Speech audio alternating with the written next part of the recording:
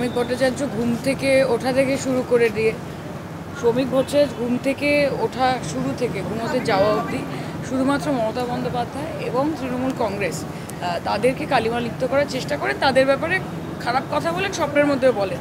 এটা ভীষণ, it is very unfortunate যে বাংলার যে পরিযায়ী শ্রমিকরা রয়েছে তাদের হয়ে কেউ যদি লড়াই করে সেটা একমাত্র মুখ্যমন্ত্রী।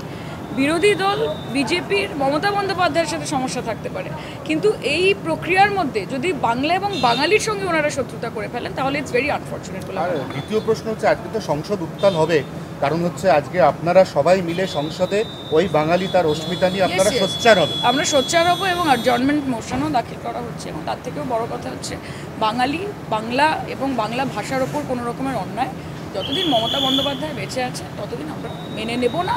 এবং আমরা দেখতে পাচ্ছি যে এতদিন আমরা যেটা জানতাম যে বিজেপি একটি দল হিসেবে বাঙালি এবং বাঙালি জাতিকে অপছন্দ করে, তারা ঘৃণা করে এবং বাংলাকে বিশেষভাবে করে, কারণ বাংলা ভোটের বাক্সে তাদেরকে হারিয়ে দেয়। এই শত্রুতাটা আজকে এসআইআরের মাধ্যমেও বা এরা যেটা ব্যাকডোর দিয়ে এনআরসি করার চেষ্টা করছে তার মাধ্যমেও সেটা প্রকাশ পাচ্ছে। বাংলা জবাব দেবে 2026।